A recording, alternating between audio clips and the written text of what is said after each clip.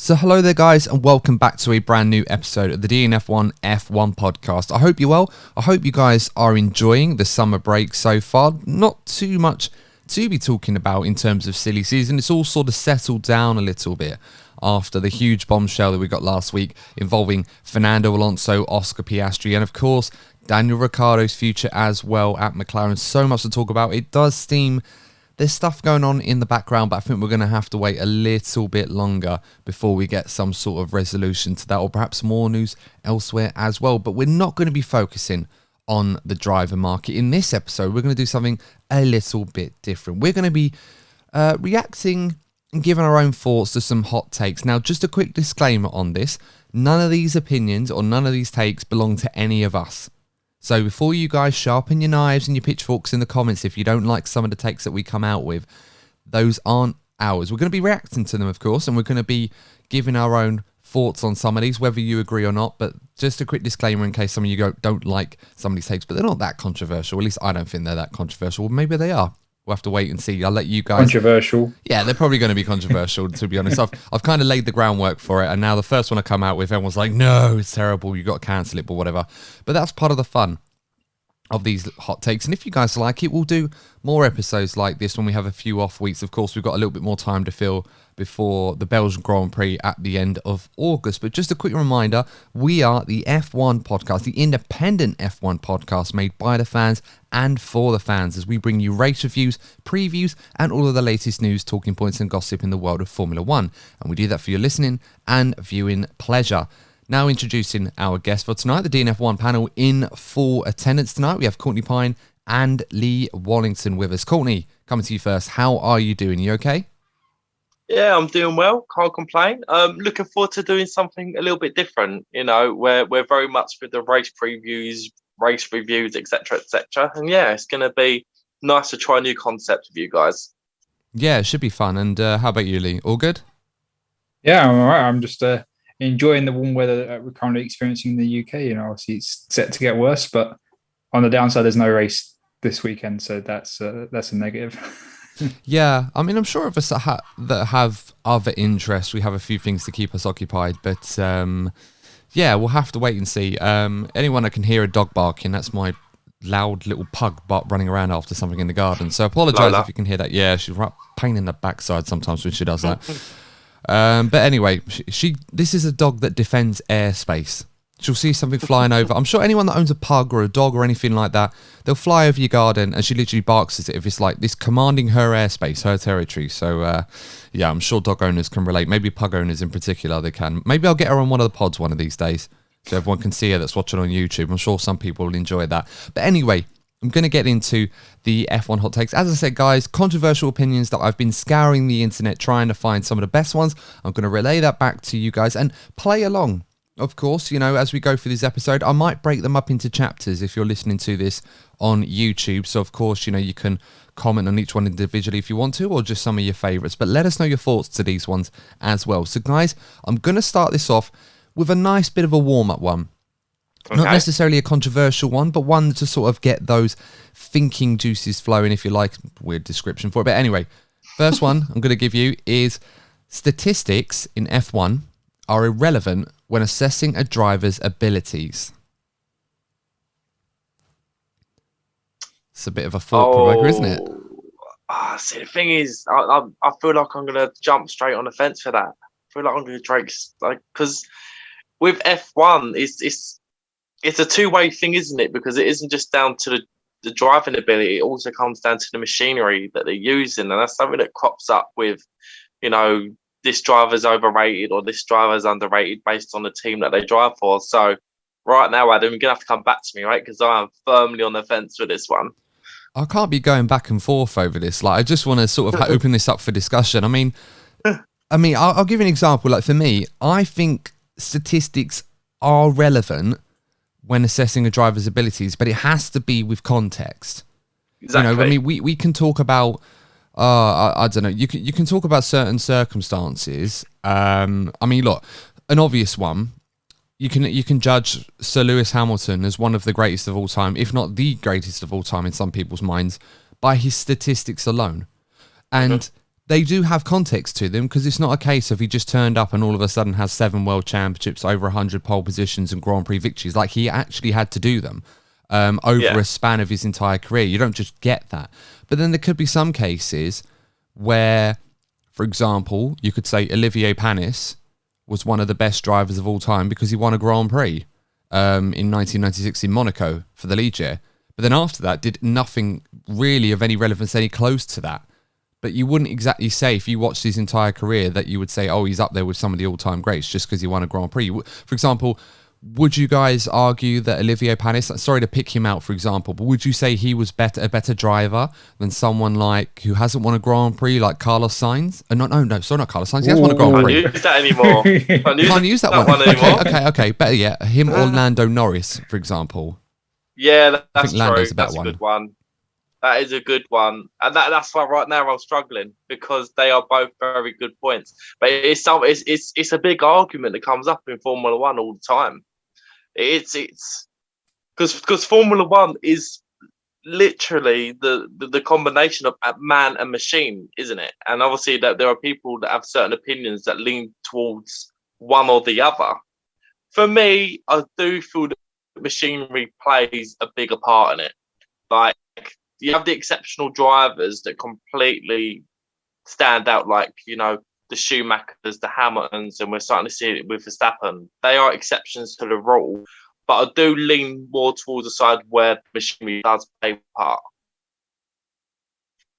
Yeah, no, I get that. And I think that's kind of the context with that. I feel like people say stats are irrelevant, and obviously you have to watch them, but I feel like, well, the stat, you know, you're not going to, let's say you're not going to fluke 7 world titles. You're not going to fluke 5 world titles. No.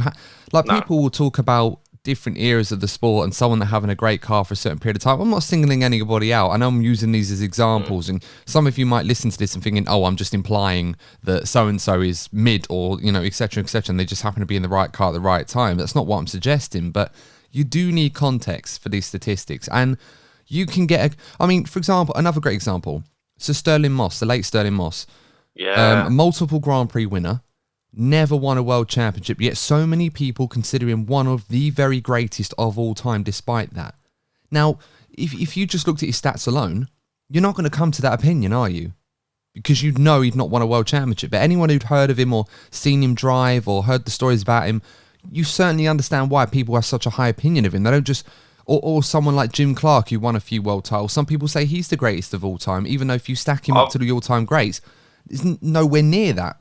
You need that context. I've got another example on the flip side is Nico Rosberg Sr.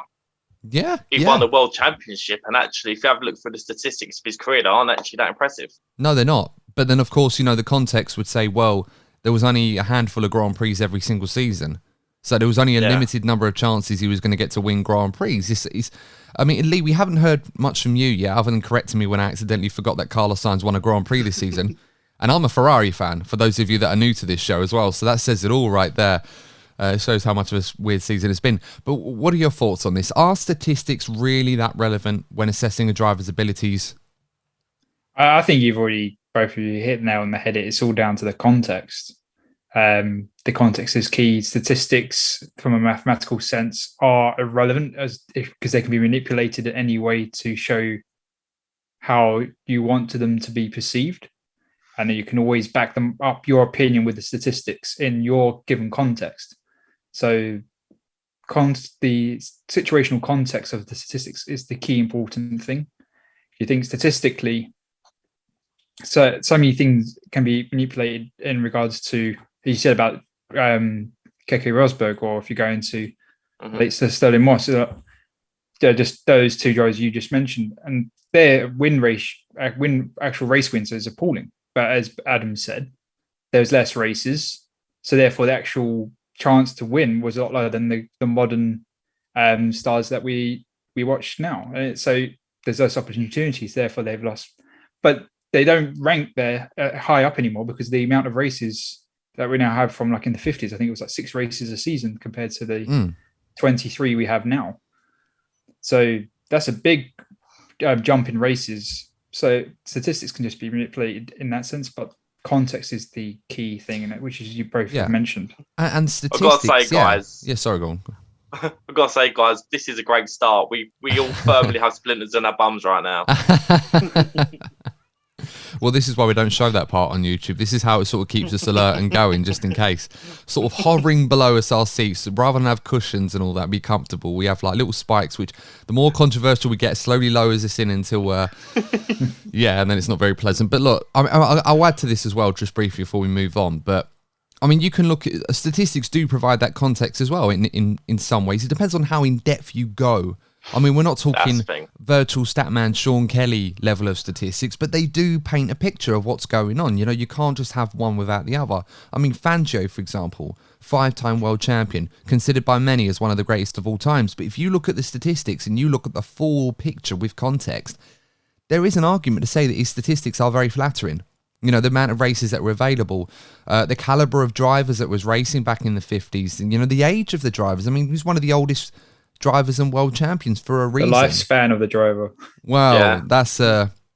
That's a different, more darker discussion that we're not going to get into. Yeah, but he still survived multiple seasons. Which, of course, which was very unlikely, and it is a testament to his talent. But obviously, you know, when you add context to the situation, there weren't many drivers that were competing around that were just proper drivers. It was mostly a gentleman's club. It was literally for the elite, and you'd argue that if the competition was more diverse, I mean, it still is a relative competition for the elite in some aspects, but if it was more diverse like it is now, relatively speaking, would he have won as much as he did? You know, were there other people out there racing another series in the 50s that could have been better than Fangio? Probably, but you don't know, do you? So I do think statistics are important. I don't think you can judge a driver's abilities without them unless you've actually seen them, but the statistics are made from it. So I think we're kind of all agreement. Context is important for this one. Yeah. So, that's kind of the theme we've got going for this episode, guys. But let us know your thoughts, of course, what we said, and obviously what your thoughts on these ones as we go along. We'll move on to the next one now that we're all warmed up and we've got our thinking caps on. So it's a bit of an interesting one. I want to get your thoughts on this. So since 2008, when McLaren won their last world championship with Sir Lewis Hamilton, McLaren have actually been worse than Ferrari. But no one talks about it because it's Ferrari. Spot on. Absolutely spot on. I completely agree with that one, because Ferrari, I've said this like time and time again, Ferrari are a national institution. That's the difference. Like in the UK, you know, you have McLaren, you have Williams, you have other teams, like even going through history, you've had different teams where like the Brits would get behind, whereas like in Italy, Ferrari is a part of the DNA. So that's why that anything that Ferrari do, the mistakes are highlighted. And I think another example, Sebastian Vettel. Look at the pressures that built on Sebastian Vettel when we saw the downturn of his confidence when things started to go wrong. Going to Ferrari, it's like a footballer going to Barcelona. I think that's the way I've seen it. It's not just a team. It's an institution. So every little thing in Ferrari, whether it be good or bad, will get highlighted a lot more than other teams on the grid. And I think that's why we've seen Ferrari sort of the various downfalls in Ferrari, because they have so much pressure on them compared to other teams.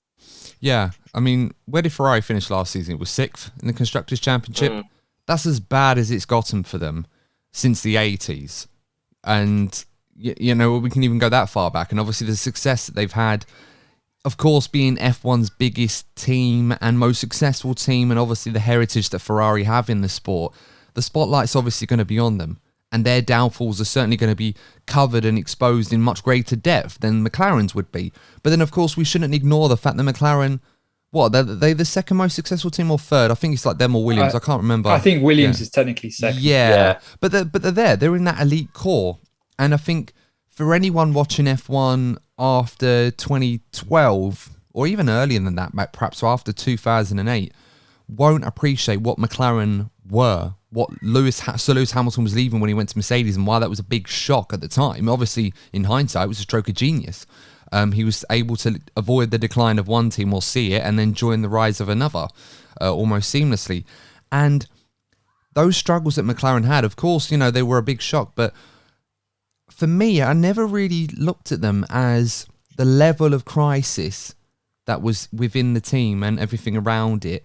in the same way that it was at Ferrari when they had that one season when they were sick rather than fighting for championships. And even now, and Ferrari are fighting for this one. In theory, they're still in it technically, but although they're not putting up a great fight. But that's considered, in my opinion, more of a crisis by the media than McLaren when they were ninth in the constructors for a few years, when they were struggling with the Honda engines and the GP2 engine and all that stuff. So I think that's a fair. Very much so. Take, really. And Lee, we haven't heard much from you yet. What are your thoughts?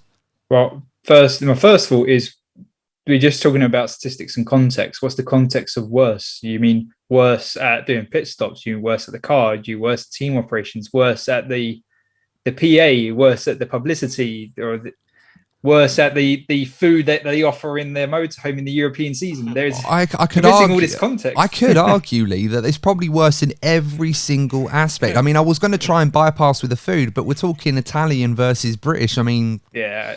Come on, guys. What food is better? I think we can all agree Italian food is better. So I think worse in every department, mate. I just wanted to highlight the contextual bit based on what we were talking about statistics. But no, I'd agree with you. That is McLaren have been worse than Ferrari, especially post 2012, but obviously that's since 2008. And it is a shame that doesn't get talked about considering the heritage. But then I know we were diverting, but the same applies for Williams. They're the second largest, most successful team in the history of the sport, and they've been in the doldrums since the 90s. Oh, they're close to going out of business at one point. Yeah, and that's it. They don't get acknowledged or talked about. That potentially that whole heritage that Williams had was gone, and no one really batted an eyelid. And all right, Dorrington Capital's come in and provided funding, and thankfully they've decided to keep the Williams name in the sport, which is still keeping part of the heritage of that team, which is great to see. But no one cared to the extent that if it was Ferrari that was going to cease to operate because they had no financial capacity, there'd be uproar and do fund my Ferrari team fundraise thing. You know, it'd be everything. All the fans would come around and know that obviously you need a lot more money than just a few odd €100, but it's definitely not talked about with regards to McLaren. Yeah, Williams a funny one as well, because it's been going on for so long that the expectations of the team have just plummeted to a point where I think, unlike McLaren and Ferrari especially, none of us really expect Williams to turn this around one day and end up fighting at the front like they used to in the late 90s. I mean, the early 2000s as well, you know, they were in the championship hunt. You know, there's an argument that they could have won the title in 2003 if Juan Montoya had better reliability and etc. in the same way that we do with McLaren and Kimi Räikkönen. But that often doesn't get talked about enough because for those reasons, I suppose. But with Ferrari, as soon as they're not winning, it can be second, it could be, might as well be 10th, really, or second. It doesn't matter. It's the same thing with them. So, yeah, I'd agree with that one. I think that's a really good one. But it's quite a bit of a bombshell when you hear it. You don't expect that, but it's true when you think about it. And I do think, like, since the start of the turbo hybrid era, I think we've actually seen a change in the culture in Formula One where it's become actually a bit more like football, where because of like the customer teams, the engine manufacturers and all that, you sort of got like A, B and C sort of like style teams. You have like the academies.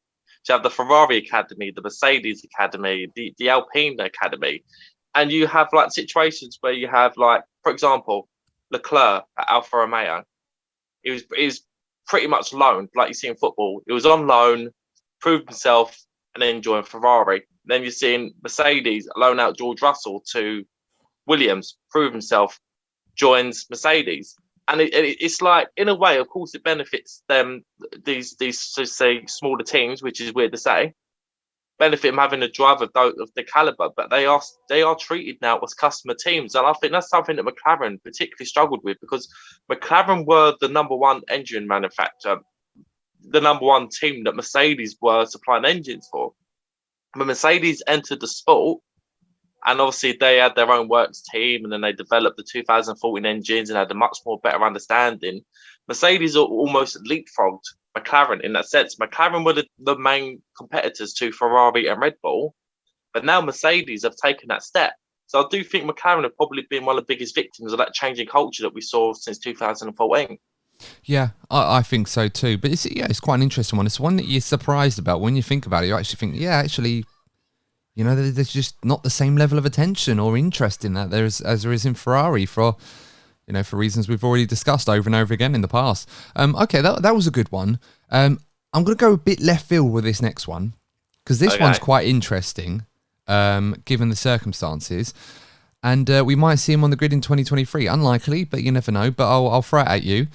If Nico Hulkenberg had joined Mercedes in 2013 instead of Sir Lewis Hamilton, he would have won a Drivers' World Championship.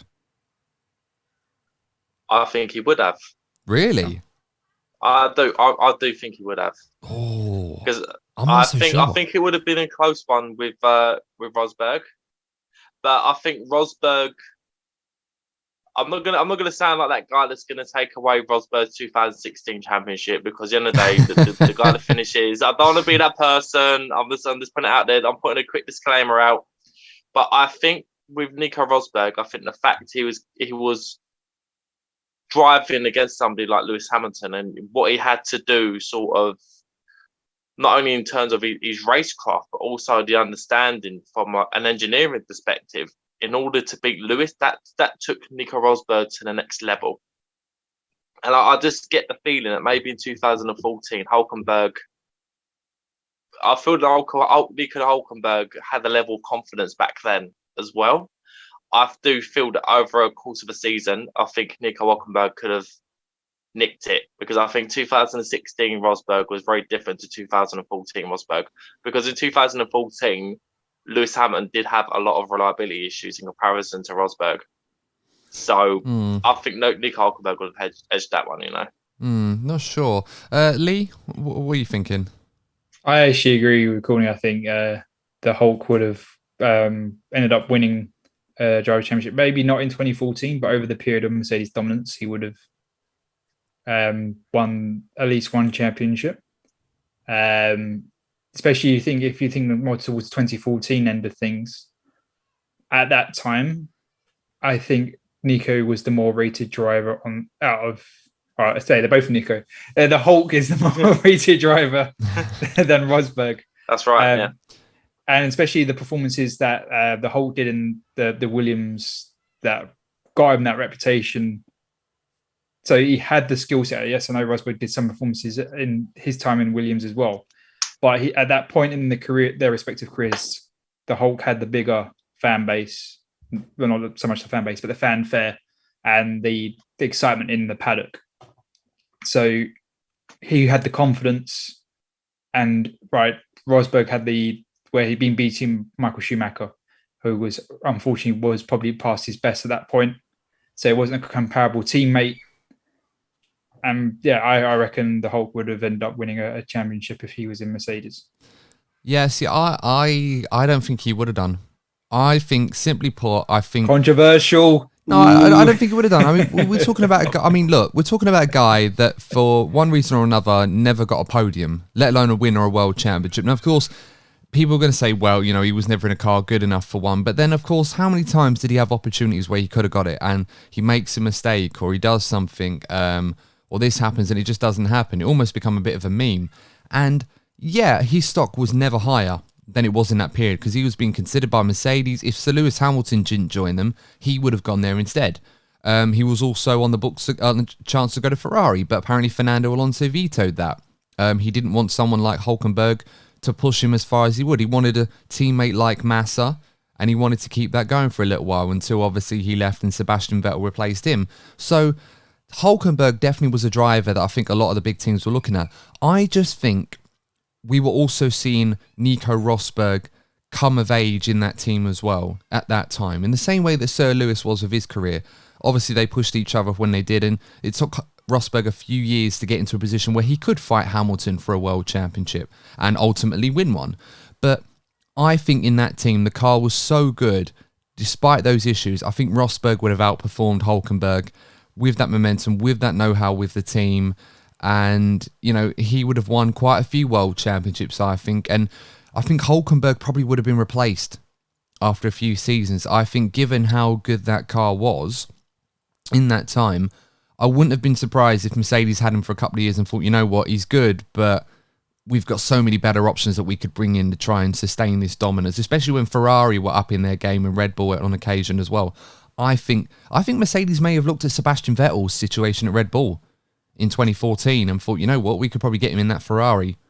Sorry, not the Ferrari, getting him in the Mercedes instead of going to Ferrari to complete that German lineup. So I don't think Hulkenberg would have been there too long personally. So that's why I don't think he would have won the championship. I think his best chance, as you guys said, would have been 2014. And I think Mercedes may have thought, you know what, Vettel's available, we could probably get him in that car, or perhaps try and get Sir Lewis Hamilton back in it if for whatever reason they couldn't get him the first time. So yeah, sorry Hulkenberg fans, I'm not convinced he would have won a title. I just think he wouldn't have beaten the other driver that was in there, wouldn't have been there long enough to take advantage if he was the best driver in that team. But I digress. Let us know your thoughts, guys. Whether you agree or disagree, let me know. Let's go. I've got quite a few on here, so we're doing all right so far. I'm going to try something a little bit more modern for some of our younger fans that might not know some of the names that we're throwing about from F1's past. Esteban Ocon, interesting one here. Esteban Ocon is currently the most underrated driver on the F1 grid right now. Discuss. Underrated. I mean, I like this one. I'm kind of inclined to agree with this one. I think he is. A little bit. I think he is quite underrated in this team. I think if you think about the potential that he had, particularly when he was an academy driver at Mercedes, there is something there in the way that he won a Grand Prix last season. Again, I'm hovering because he shows glimpses. You know, even this season he's done well against Fernando Alonso. He just lacks that consistency. I'd say he's been very consistent this year, Courtney. I think he just lacks that sort of killer instinct. Yeah, this year, but like throughout his career, he's been patchy. So if he was to show a bit more consistency, then I'd agree. But I feel like I'm on the fence again with this one. I feel like I'm on the fence because he certainly has the potential. If he continues, then absolutely. I think next season will be an interesting one for him. I think next season, I will come back next season and make a definitive judgment based on who he's racing. Well, I mean, because he's done well against Fernando Alonso, and let's just see what he does against his teammate next season, and then I will come back with a proper answer because that one caught me off guard. I mean, it's not like we're saying. I mean, just because someone's underrated doesn't necessarily mean that they're good. I mean, we could literally highly rate other people and just say, you know, he's okay, he's nothing fantastic. But I just don't think he gets the plaudits that he deserves. You know, obviously with a team like Fernando Alonso, it's going to be box office. The plaudits are going to be focused in the other direction, and they have been. And of course, Alonso's been brilliant this year. It's just reliability issues or misfortune that just happens to plague his progress. But Ocon has quietly gone about his business and is constantly picking up the points. He doesn't really get involved in these sorts of incidents. You know, you have to say, whilst Fernando has had some misfortune, there have been times this season where he has been caught up in certain incidents. I mean, Canada, when he was caught weaving around on the straight and he got a penalty there, and I think he had another one in Miami, which of course he argued, but it cost him out in the end. Ocon's not really had these issues, other than I think when he punted Mick Schumacher in Bahrain. I think it's the only one that comes to mind. But other than that, I think he's been pretty good. And I do think on this grid, we talk a lot, not necessarily just us, but loads of people talk highly about other drivers that I think Esteban Ocon is outperforming and has done for some time. But no one's singing his praises at the moment, probably because he's not being linked with any other seat at the moment. He seems quite happy and secure where he is. And, you know, at some point, people thought he was going to be at Mercedes until George Russell came along. And to be fair to Ocon, he didn't really do anything wrong in that. It's just George Russell just seemed the more attractive option. So I'd agree with this one. Lee, what are your thoughts? I agree with this one. I think he's massively underrated. You think he's being overshadowed by Fernando Alonso, and his stint at Racing Point, he was being overshadowed by Sergio Perez. Sergio being the experienced one, bringing back the points again. And the only attention he really got in the media was when he crashed into Max and he tried to unlap himself. Like, oh, why did he go and do that for that? Or he'd be crashing into Sergio in the Azerbaijan Grand Prix. Well, they were crashing into each other. It wasn't just one-sided. But he was getting the bad publicity, but he was still bringing back the points, and he's doing that now. And you just mentioned about George Russell. You think a few years ago, Toto Wolff probably had the long-term vision of Mercedes was Esteban and George. He thought when Esteban was part of the Mercedes Junior Academy, he had two good drivers, and they would bring back the points, and the team was in safe hands. And that shows you how highly that, right, it's just one team, but how highly that Toto values the skill set of Esteban. And he doesn't get the acknowledgement that he's doing this season. So I completely agree that he's on that statement. Yeah. No, I'm kind of inclined to agree with that as well. This is kind of my thoughts behind it. I just don't think he doesn't get the press time that he deserves. And as I said, we're not suggesting that he's the best out of the group, but I mean, I don't really. How often do we hear Esteban being praised and that when he does well? We don't. We really don't. I mean, he has to literally win a Grand Prix to get that praise, and that was it. And I think because of that, sometimes you forget he actually won the Hungarian Grand Prix last season, and deservedly so. You know, wasn't fluky by any stretch. Let's go for the next one. Well, this one's going to be quite a juicy one. This one might split opinion in the group and in the comments section. So let's see how this one goes. Alain Prost was an all-round better driver than Ayrton Senna. No. No. So they had different driving methods, and look, Alain Prost was a genius. No, he was a professor, not a genius. It was the professor, that's right. It can be two things. But Ayrton Senna had that bit of magic about him. He had that stardust. He just had that extra innate talent that Alain Prost didn't have. Alain Prost had to work harder to get the best out of the car compared to Ayrton Senna. Ayrton Senna was more naturally gifted than Alain Prost. That's what I'd say.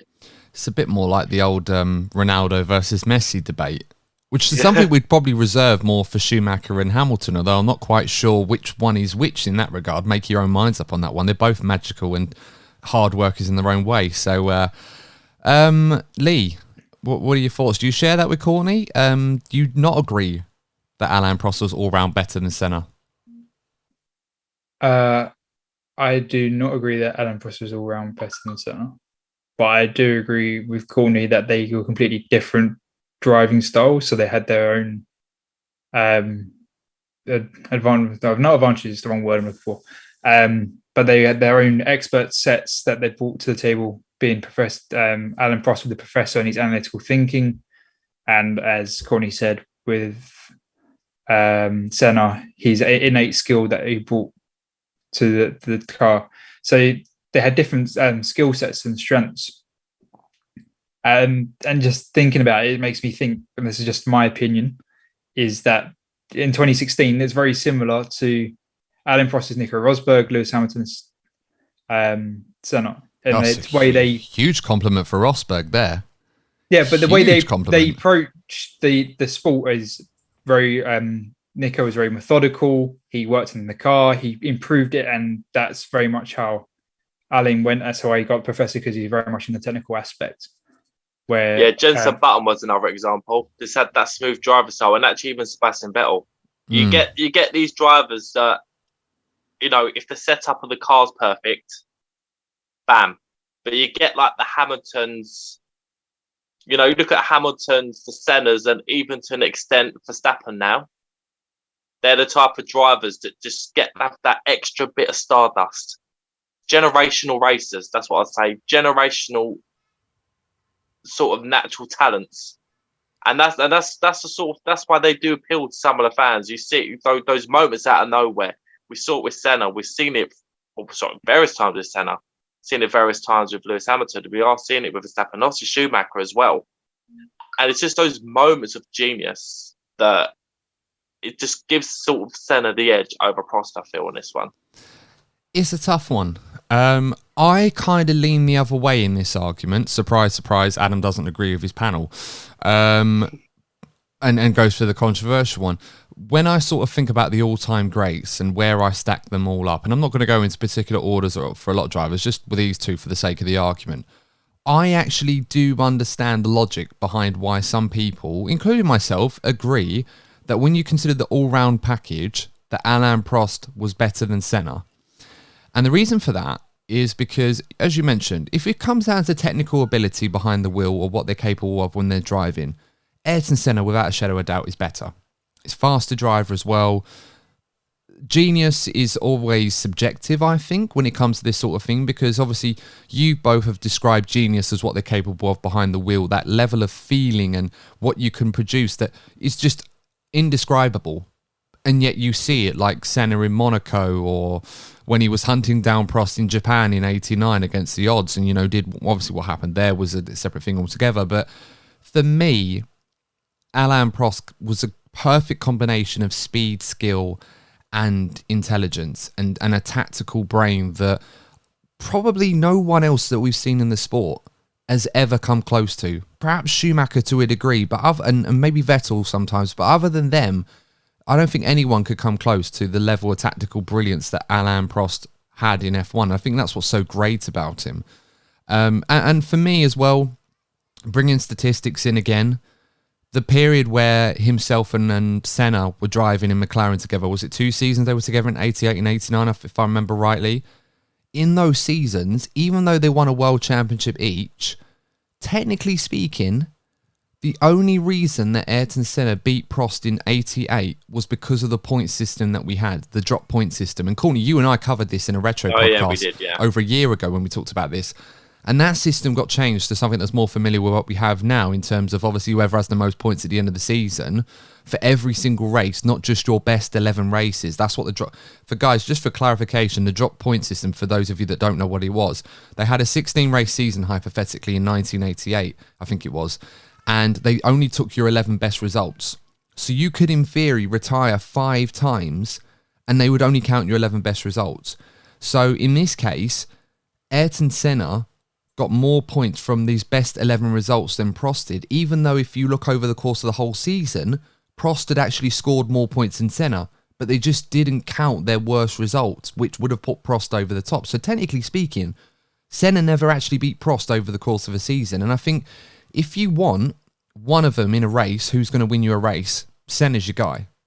But I think over the course of a season, who's going to win your world championship, I'd always bet on Prost.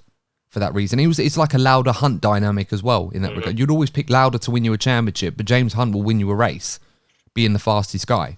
For those of you that have seen Rush, so what are your thoughts to that? Do you agree with any of that, or you want to come back with me of anything? Because you guys are very, very quiet whilst I went on that monologue. Yeah, no, just taking it in. But I honestly, for me, just Ayrton Senna, just one of a kind, one of a kind. But then you're saying that Alain Prost. I think it all depends on, again, it's all subjective over what appeals to you in a racing driver. So if for you do appreciate more the technical side of it, where for me I do appreciate the raw talent. And Ayrton's just one of those guys, just one of a kind. So I'm always gonna edge Ayrton Senna on that one. Yeah, fair enough. But guys, that's a really good one. So let us know your thoughts in the comments, which way you side on that one, Prost or Senna. Which one do you think was the better all-round driver? Not necessarily the fastest, the better all-round driver. Let us know your thoughts on that one. Okay, something a little bit thought-provoking as well, but something a bit more modern again. And I think something that, we won't divide opinion in the same way that you get the pitchforks and torches out, but one that for obvious reasons we'll get into. Charles Leclerc will never win a world championship with Ferrari. It's possible. It is possible. Honestly, at this stage, I have no trust in Ferrari to deliver a world championship. They can develop a car. They can develop a car, but the way that team is run, they need to buck up their ideas quickly. Like we said this, it's just these high-profile errors that cost Ferrari time and time and time again. I thought that with this new Ferrari, over the last 3 seasons that have come in this slow project, I thought they'd got rid of the gremlins, but the gremlins are still there. Well, I mean, you look at what's going on at the moment, and you look at the regulation changes, and everyone touted that this was going to be Ferrari's opportunity to get a world championship. And you could argue that in this new era from 2022 onwards, Ferrari may have already missed their best chance to win a world championship with Leclerc, because situations could change where Leclerc, the car may not be as good as the Red Bull, Mercedes in years to come, or anyone else that decides to make a step forward and join that fight. And then, will that change if we have another reset? Maybe, maybe not. Look, Leclerc, like every other driver, has a finite amount of time as a Formula One driver before he can do on that. So, and there's going to be opportunities at other teams. And what happens if Mercedes come calling or Red Bull come calling and saying, look, we can win you a world title, like don't stick around a Ferrari? It's a really, really hard one. I don't think any of us are not convinced that Leclerc is good enough to win a world championship. Mm-hmm. I think from what we've seen this season so far, despite the odd mistake that he's made, he should be well out. I mean, Lee, you sent me a message earlier about how far Leclerc should be ahead in this championship in theory, if it wasn't for reliability issues or mistakes or strategy issues. Basically, if he drove the same way Max Verstappen did so far this season. And it's quite alarming how much of a gulf there actually would be. Maybe over 100 points clear. Yeah, I mean, I'm not sure if it'd be. I mean, that's every caveat. Well, that's what the statistics that I saw would be 100 points. That's clear. if he had like a flawless season, pretty much. Isn't it? Yeah, of if course. He had made mistakes, if Ferrari had made the perfect strategy, I mean, put the right tires on. Yeah, realistically, if basically if Carlos Sainz was his race engineer. No, realistically speaking, of course, it at the very least they'd probably be very close to being neck and neck. Given the way things have gone this season, if we didn't have the reliability issues on their own. So, but yeah, I kind of agree with this. I don't think it's going to happen. Don't get me wrong, I would love it to happen. Ferrari boy here, would love to see it. And it would be a great story, all things considered, not just the ties for him at Ferrari, but obviously his connections with his cousin, the late Jules Bianchi, his significance in getting Charles into Ferrari, and obviously what happened there, and obviously the fact that he may have been driving for Ferrari if it wasn't for what happened in Suzuka 2014. So I would love to see it. I just do not trust Ferrari to give him what he needs over the course of the season to get it done, in the same way that they did with Alonso, with Vettel. Raikkonen squeaked one, and Massa nearly did as well. And those seasons Ferrari were fine, they were faultless, they still had that strong base. But then after that, no, I'm not convinced. Lee, what are your thoughts? Courtney and I don't think it can happen, or it will happen. I don't think it will happen. Sorry to say. We're free there. Yeah, we all agree on one. Ferrari Sympathy Corner has got 3 new members. He's got 2 years left on his Ferrari contract, and the 24. Is it 2 years? I think he's got longer. Is it 2 years? I thought he had a longer one than that. Didn't he sign a 5-year deal the other year? It was a 5-year contract, and I think they signed that in 2020. Oh, okay. Because the interesting one is going to be when Lewis retires. Yeah, that's what I was going to say. Is if Lewis, for example, decides to call a halt in 2 years, and Charles's contract's up, and he's got another 2 years of suffering at Ferrari, I wouldn't be surprised if he's looking at the Mercedes seat. Yeah, no, that's fair. Yeah, and I really don't expect him to see out his career at Ferrari, because he's already been hurt by the issues within the team. And you saw what he did with Sebastian, saw what he did to Fernando. Kimi didn't care. Kimi was just driving for because it was fun. That's it. Yeah.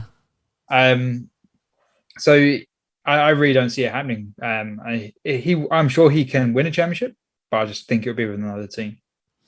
I'm going to add another name into this mix as well for the sake of it, because I was thinking about putting it in, and I was thinking, Charles Leclerc would be a better one. What about Lando Norris? Does he have to leave McLaren to win a world championship? Absolutely. Ooh. Absolutely. But McLaren are sort of showing glimpses here and there, but it goes back to one of the first ones we went through. McLaren, generally speaking, have not shown signs of developing a championship winning car in a very long time. I just think 2022 was a chance for one of these teams to go again, but it's the same 3 teams that have stolen a march. I still feel that culture that I referred to since 2014 is still there. You got the main 3 teams, and I do believe that, barring a minor miracle, they are going to be the 3 teams that are going to be challenging for championships in the next 5 to 10 years. So I do feel that Lando will need to leave McLaren in order to win the championship. Yeah, I mean, it's possible. I mean, McLaren next year, I think from what I remember rightly, obviously the new wind tunnel and simulator was being built this year. So the benefit of next year's car will have that input into it rather than previous ones have had inferior ones. Car Is it 24? We'll have the benefit of the. So Lando's kind of banking on that, I suppose, for his career. But it's possible that obviously that's not a game changer. Then what do you do? I mean, again, like Leclerc, he may be tempted to go elsewhere. Okay, well, I mean, that's an interesting one. Let us know your thoughts, guys, on Leclerc winning a title with Ferrari, if that will happen or not. And also Lando Norris, if you think that will happen at McLaren. I mean, it's kind of think we're all in agreement that it's probably the same for both of them, really. I mean, in other words, the long story short is getting a Red Bull and Mercedes. That seems to be the advice we're going with here. If you want to win a world championship, which is, or does Lando go to Ferrari and win the title? The irony would be is if they swapped and one of them did it with the other team. That would be quite funny. First season as well. That would be quite ironic. But yeah, as I said, I digress on that one. Let's see. I've got a few more. We've got time. We've got a few more to go through before we wrap up for this one. Here's a good one.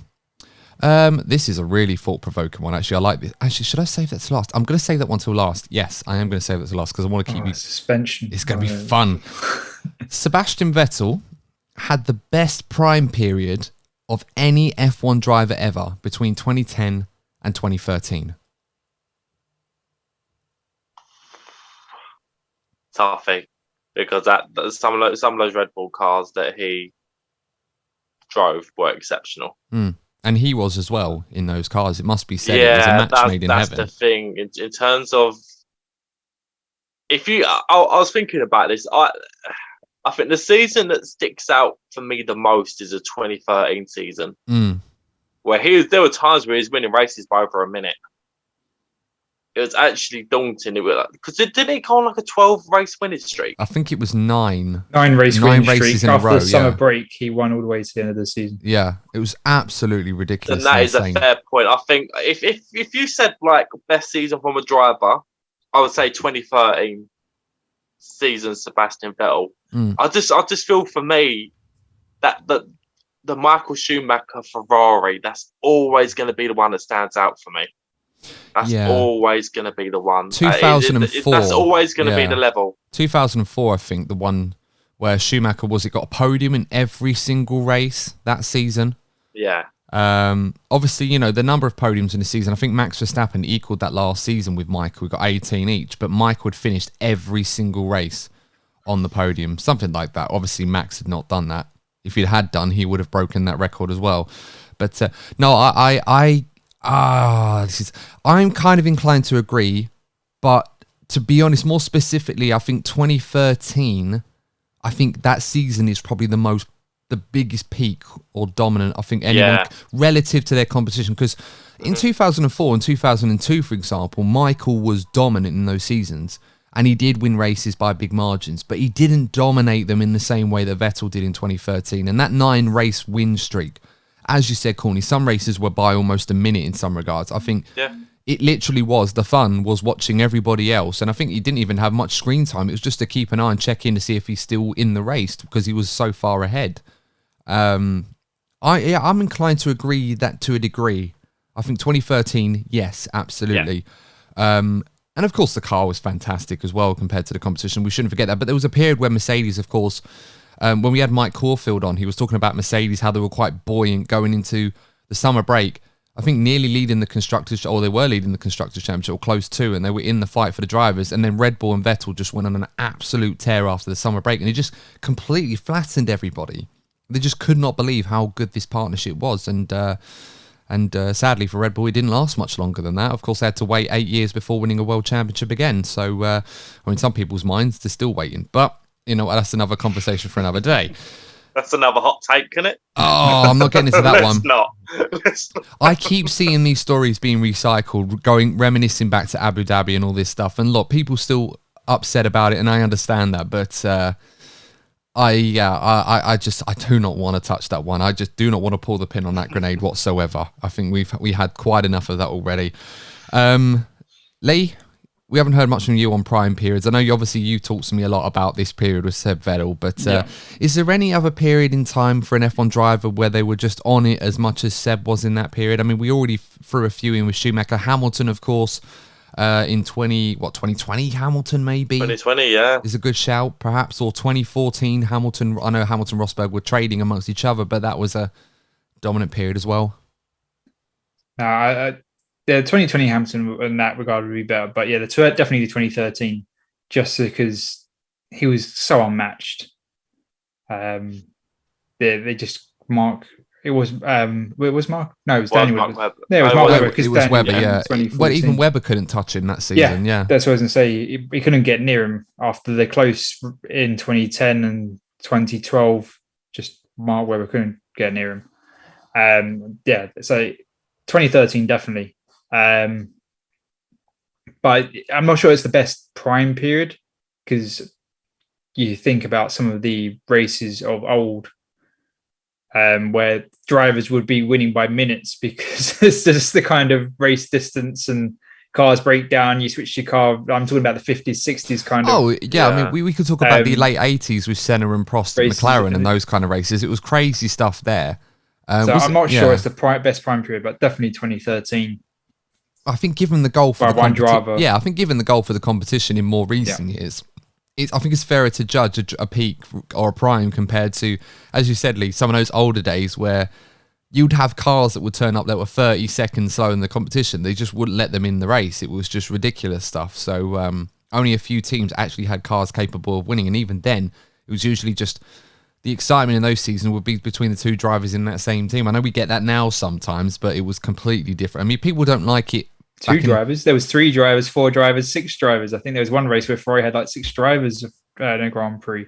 Yeah, well, it's silly stuff like that. But you know what I mean, though. It's like, I mean, that was a special case. But the biggest margin of deficit was 2005 in Indianapolis. Like Ferrari, it's just a completely different league. But obviously, ignoring the context that everyone else had pulled into the pits, and they were like 4th or 5th fastest on that weekend anyway. They weren't even anywhere near the front.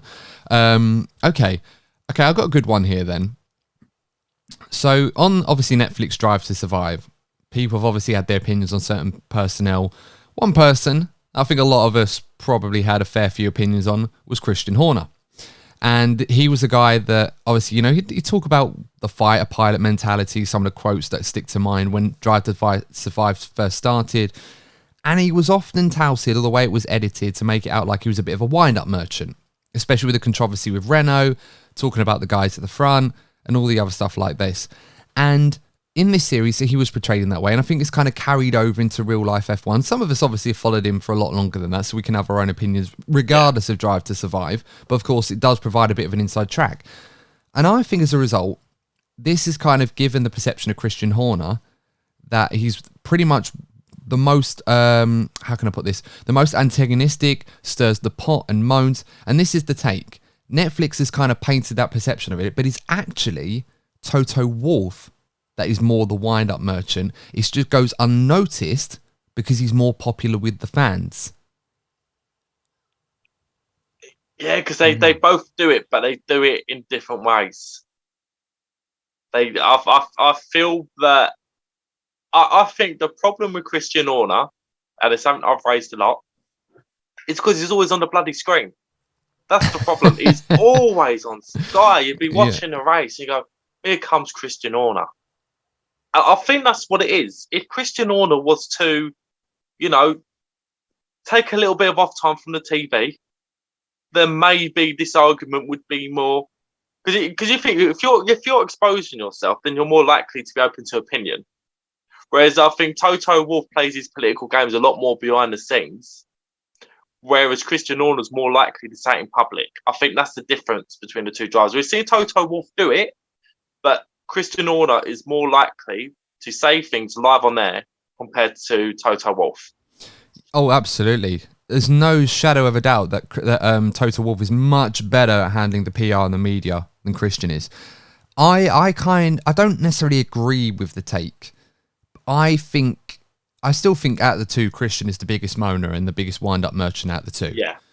And Toto is definitely better at playing the political game than Christian. If anything, he's probably the best political player in F1 since Ross Brawn and Jean Todt at Ferrari all those years ago. Maybe better than them.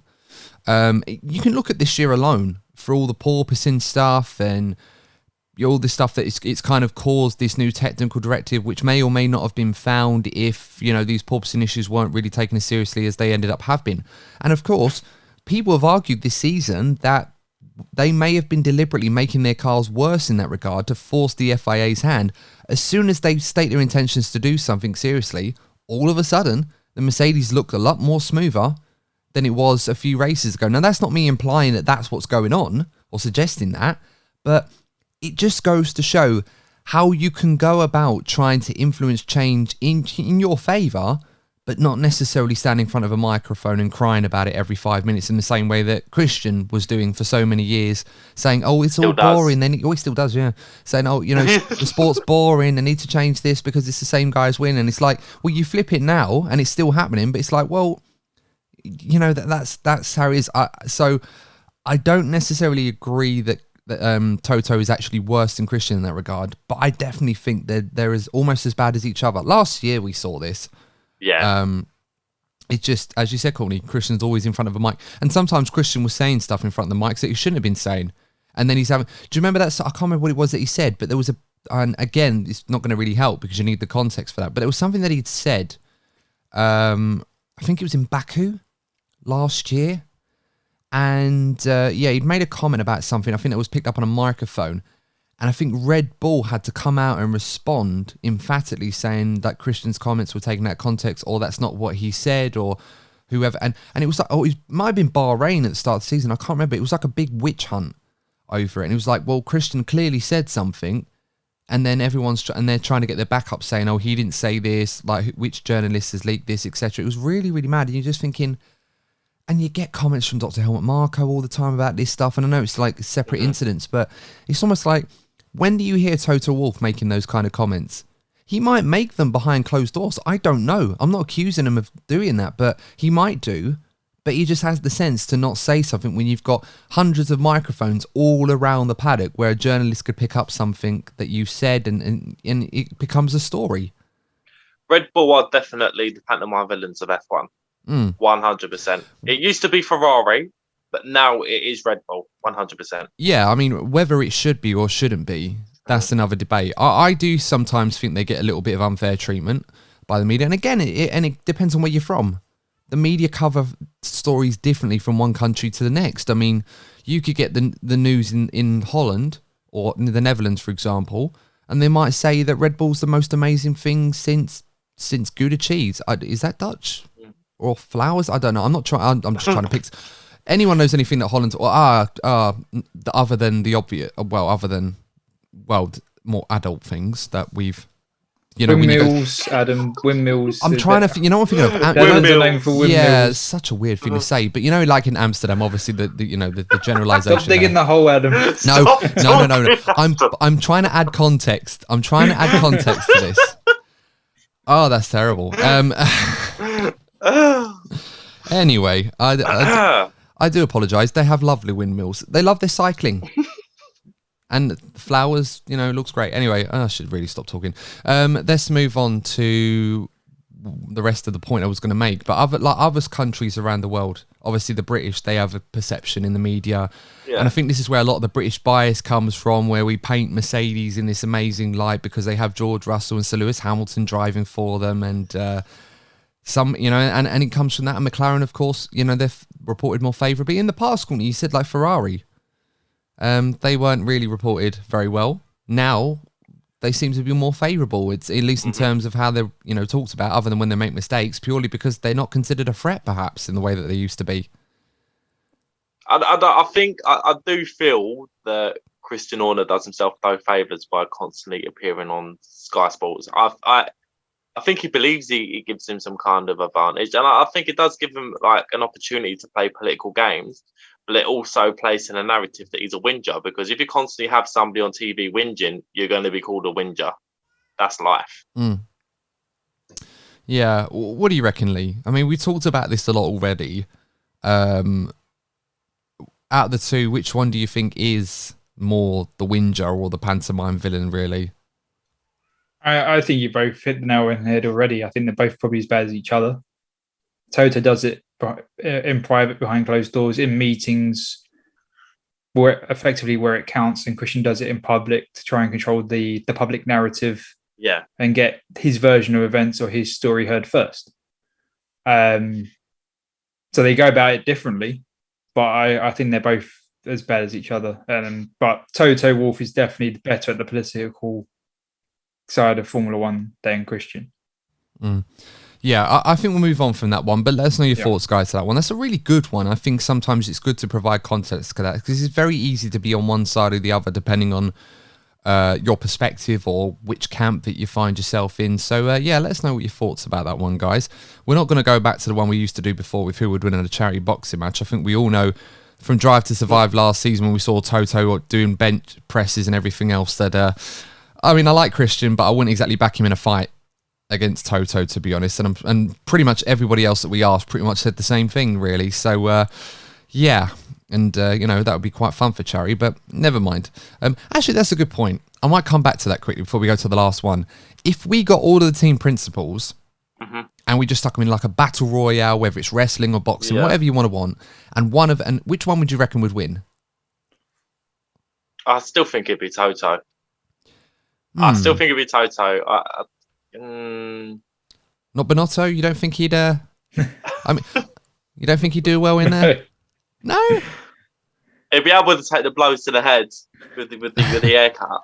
We'd have a lot of plans to have plan A, B, C, D, E, F. Gunther Steiner. I think he's a dark horse, Gunther.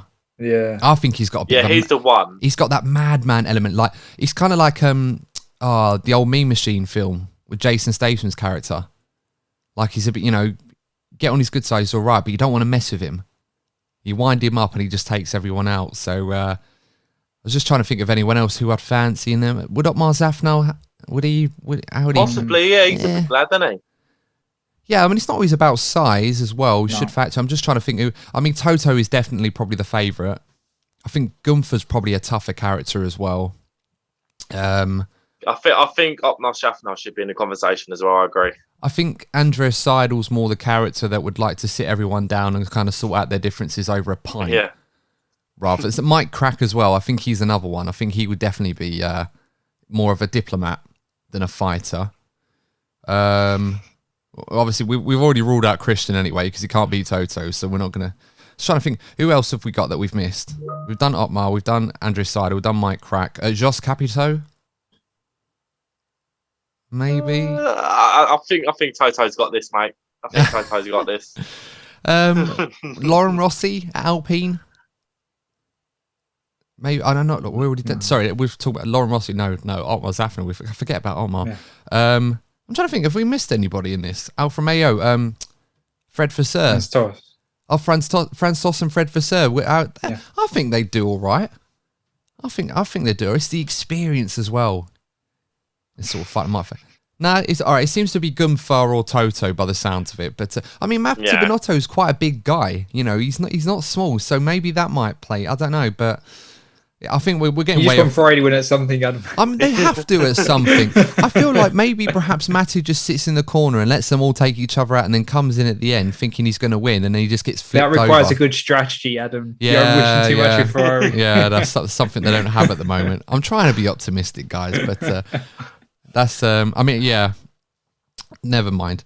But I would go further and say which one of the drivers. Actually, I will. At the drivers, if they all in the same situation, which one would win?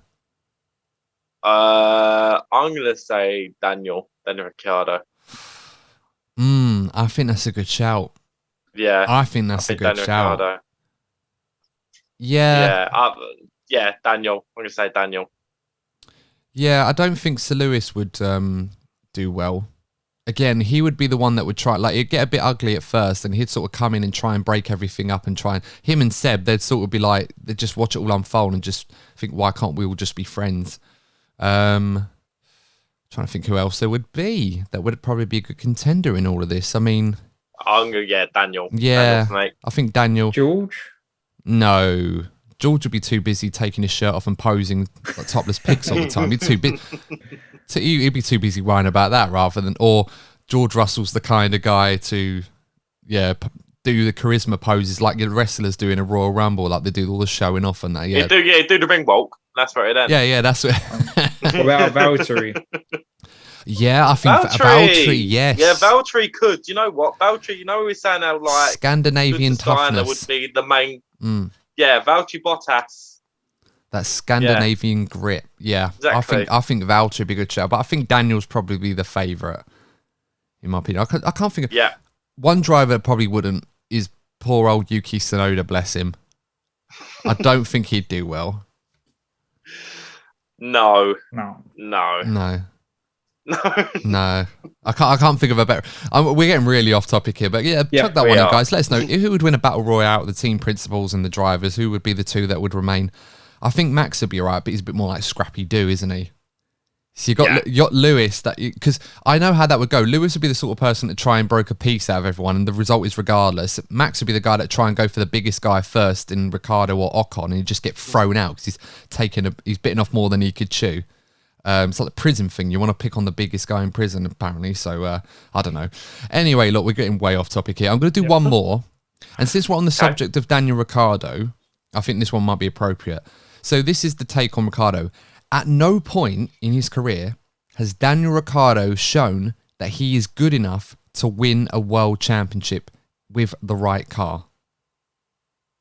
I disagree. I think 2014. I think 2014 he did a great job in beating Sebastian Vettel over the course of the season, and I think 2020 at Renault he put in some great performances for that team. So they're the two seasons that stand out for me. So.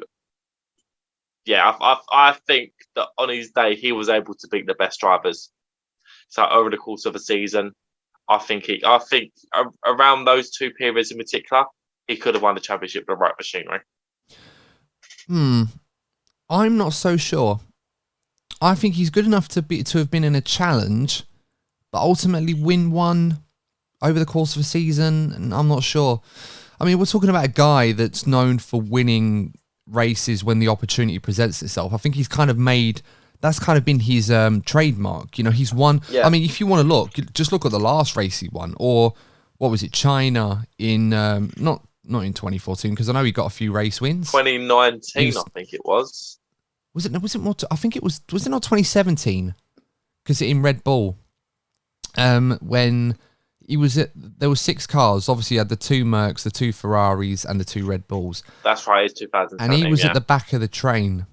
And I remember this because Max was going to go for it. And then obviously the safety car came out. Both of them pit.